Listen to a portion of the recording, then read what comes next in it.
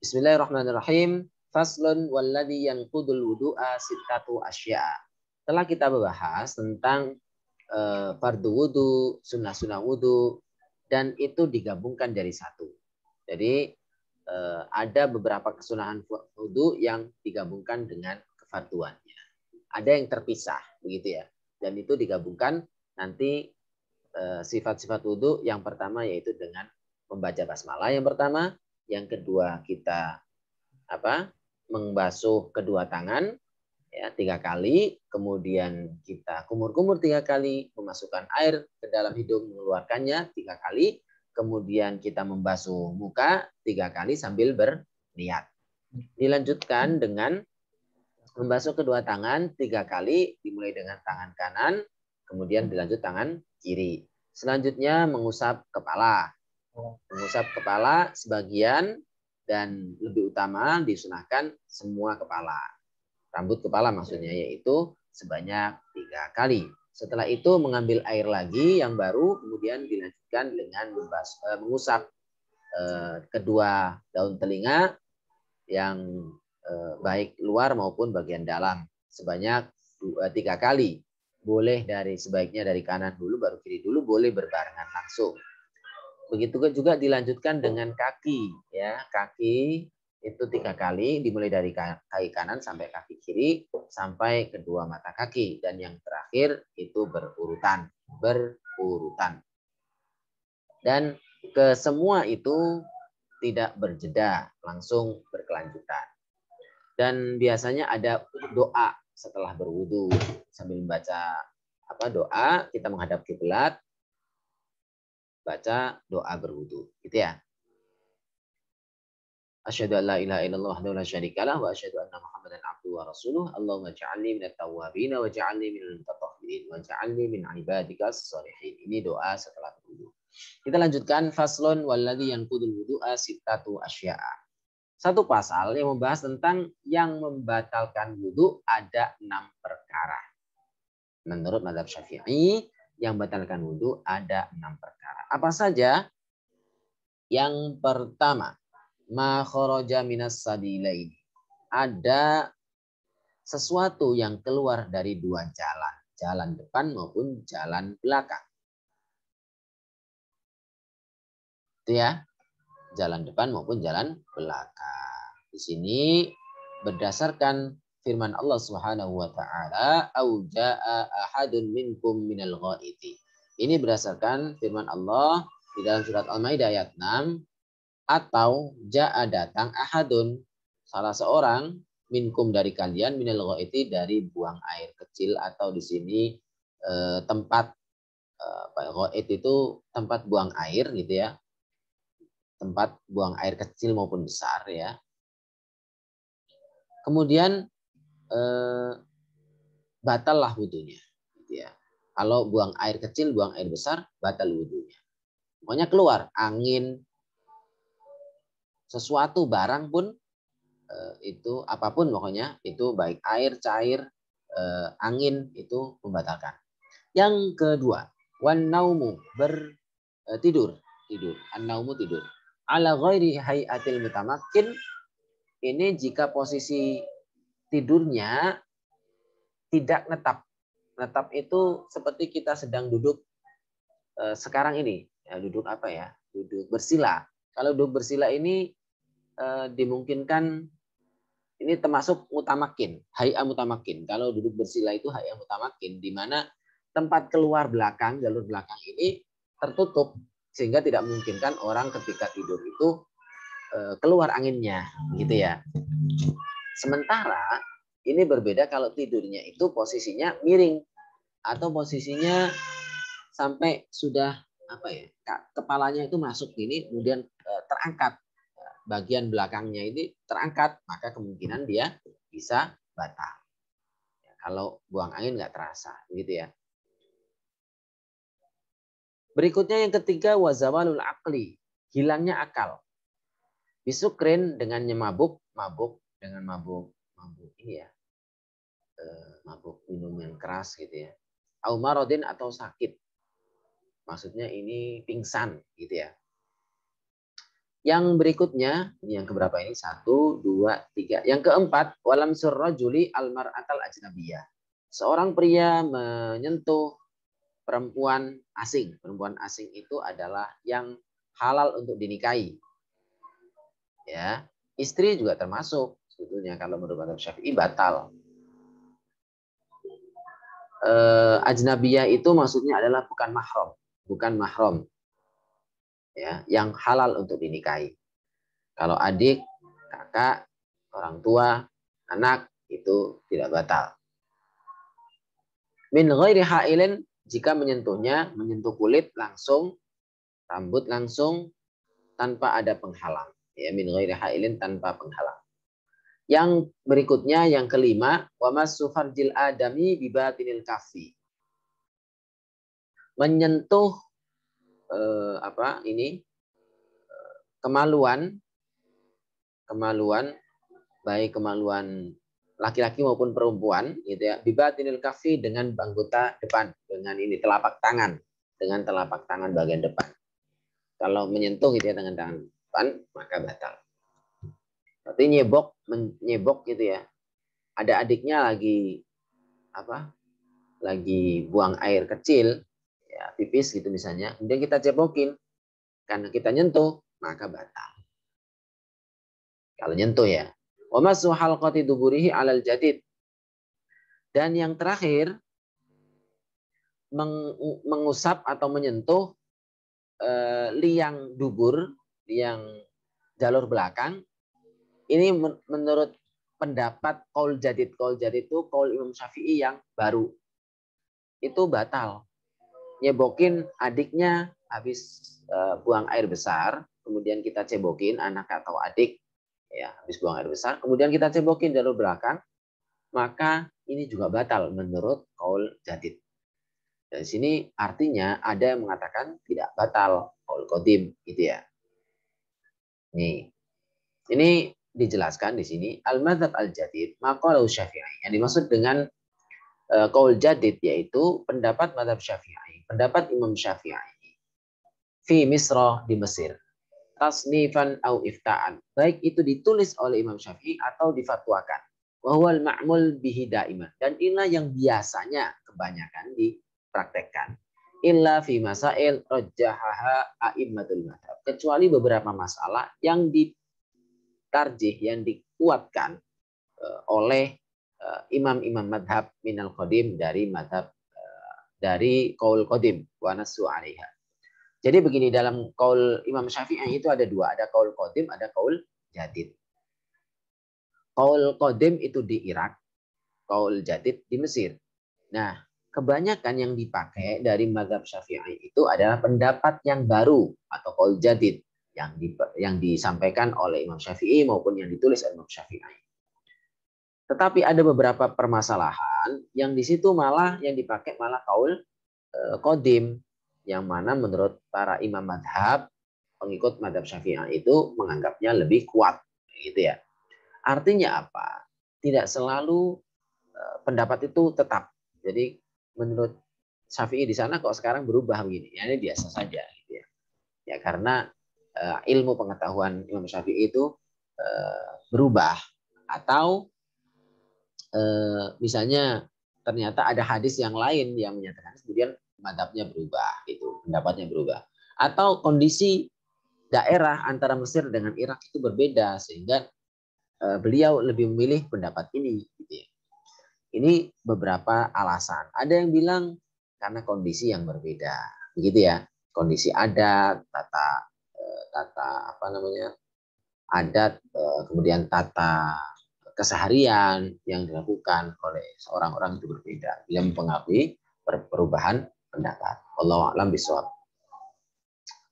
Yang benar bagaimana, wallahu a'lam. Jadi intinya yang membatalkan wudhu itu ada 6 perkara. Yang pertama adalah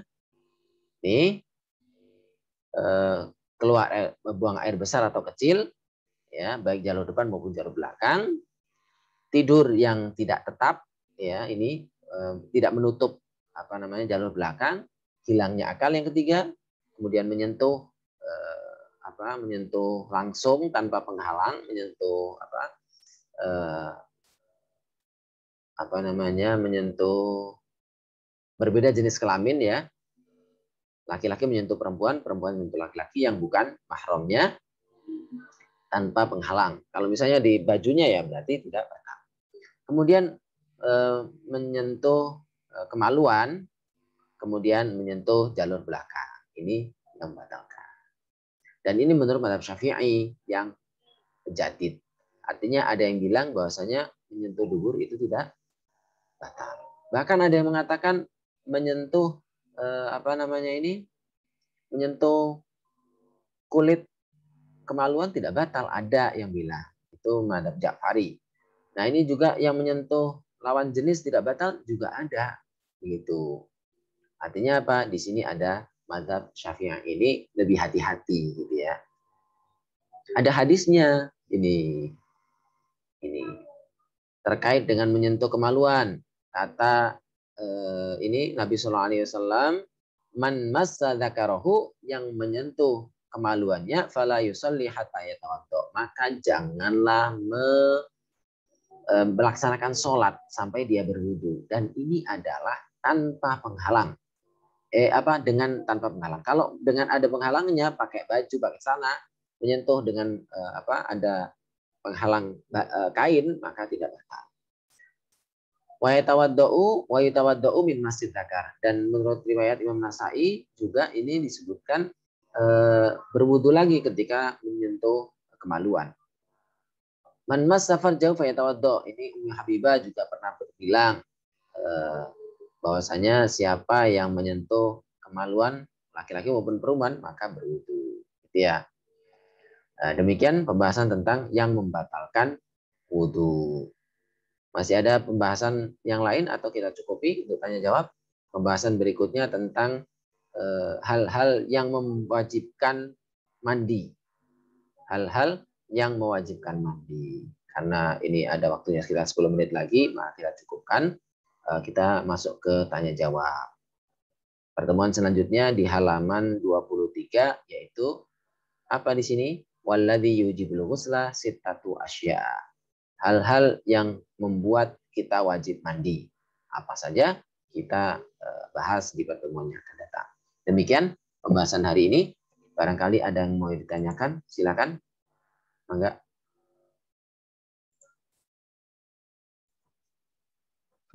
Terima kasih Ustaz atas penjelasannya Ustaz. Izin Ustaz mau bertanya terkait apabila pada saat wudhu itu berbicara Ustaz. Pernah saya dengar kajian kalau berbicara itu ada yang bilang batal, ada juga yang bilang kehilangan fadilah atau keutamaan wudhu kalau kita berbicara saat wudhu gitu. Dan juga waktu di saat hal-hal yang membatalkan wudhu juga nggak ada yang bicara gitu. Soal apa ini? Halo Ustaz. Ulangi. Ya.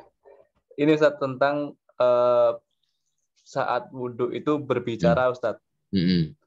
Apakah itu membatalkan atau menghilangkan keutamaan wudhu itu sendiri? Oke. Berbicara ketika wudhu.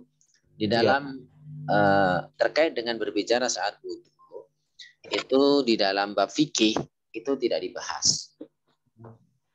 Artinya apa? Secara fikih tidak ada masalah. Secara fikih tidak ada masalah. Artinya tidak batal dan bukan bagian dari syarat maupun sunnah wudhu untuk tidak berbicara. Tetapi biasanya dibahas di kitab fikih yang ditambahi dengan tasawuf atau akhlak. Makanya dibahasnya itu kalau nggak salah di kitab Ihya Ulumuddin. Di kitab Ihya Ulumuddin itu ada penjelasan bahwasanya ketika berwudu itu tidak berbicara karena wudu itu kan bagian dari ibadah.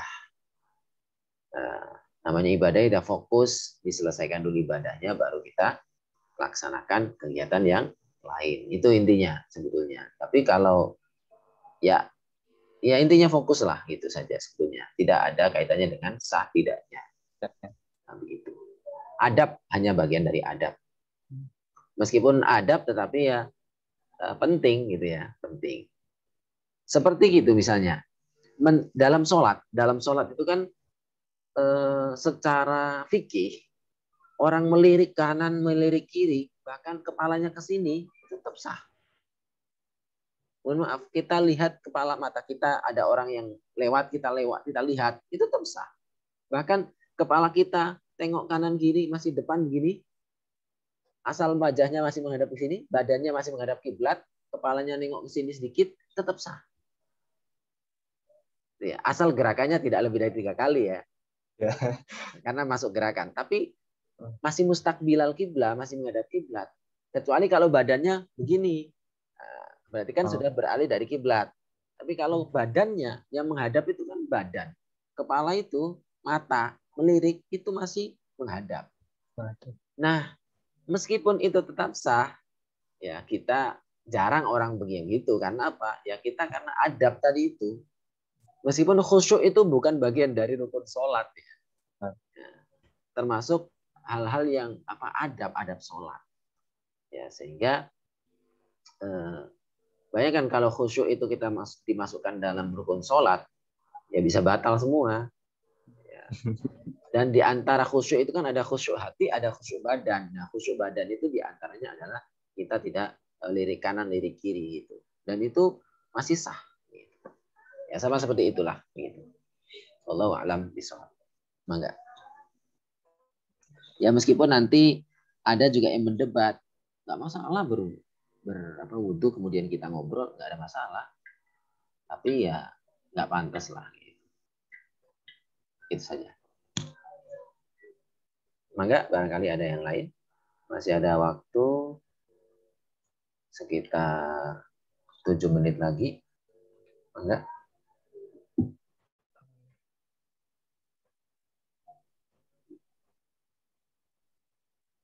Barangkali ini Mas Indra ada yang nanya? Saya ada pertanyaan lagi Ustadz. Di sini Ustadz kan seringkali kalau kita sholat di masjid itu kan ada beberapa masjid yang sebelum tempat wudhunya itu melewati kayak kolam air tuh Ustadz. Oh iya. Nah itu kan waktu kita masuk ibaratkan kaki kita kotor Ustadz. Kita masuk ke air itu. Nah setelah kita wudhu kita juga lewat air itu Ustadz. Itu bagaimana Ustadz?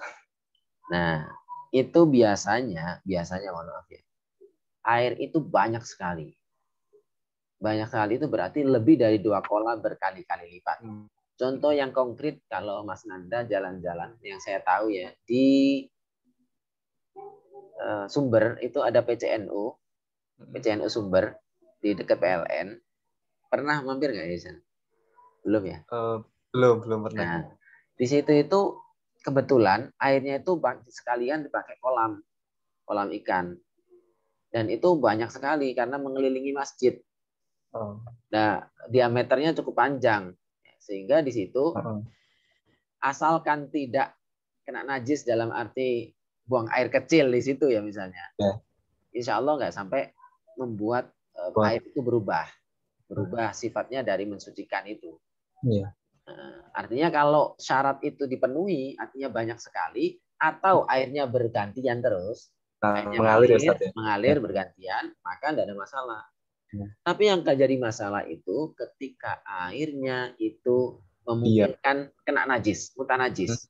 Artinya ketika kita masuk ke situ airnya ternyata hanya kurang dari 2 kola.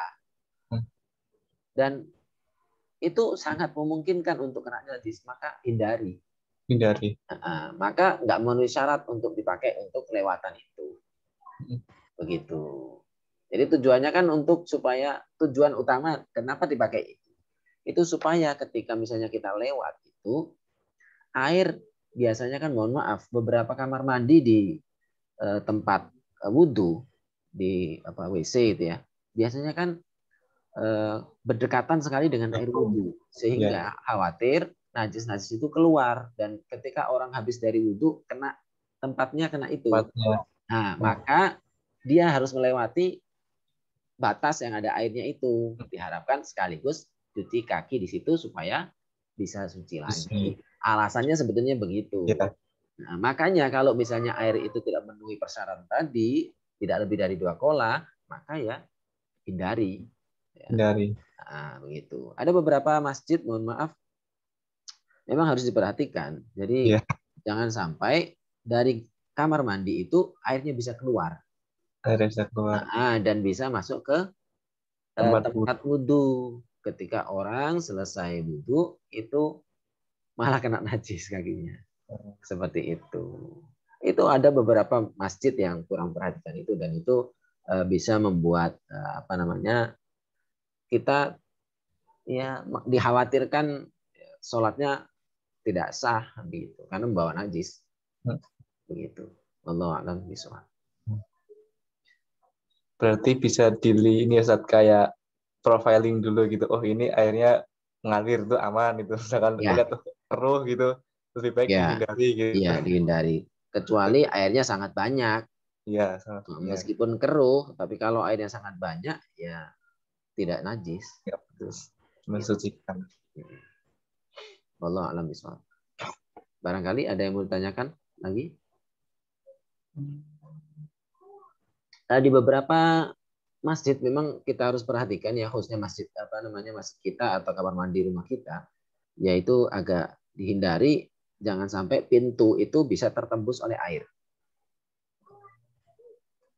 Ya, pokoknya usahakan di bawah pintu, di luar pintu yang bagian bawah itu air itu tidak mengalir dari dalam kamar mandi keluar atau nyelinap keluar. Ya bahasa kita ya mungkin secara kasat mata saja.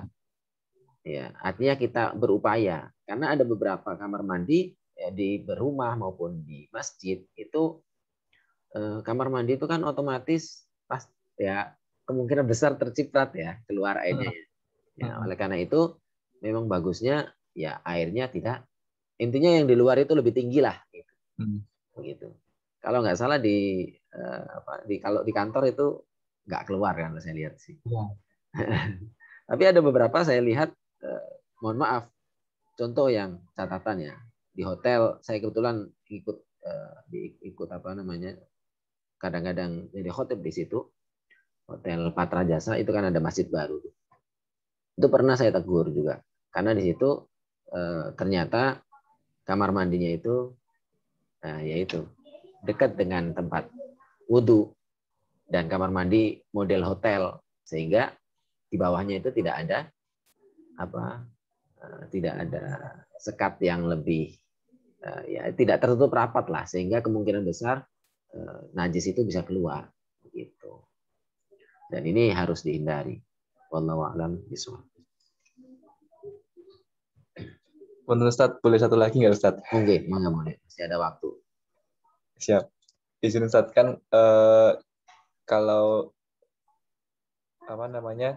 kita ibaratkan wudhu di kantor tuh, Ustaz. Yeah. Itu kan kalau misalkan kita tidak pakai alas kaki, otomatis kan apabila lantainya itu ternyata najis, kan jadi basah, Ustaz. Yeah. Nah, itu berarti bisa jadi resiko batal ya, Ustaz, terkena najis di lantai itu. Atau sebetulnya najis itu beda dengan batal.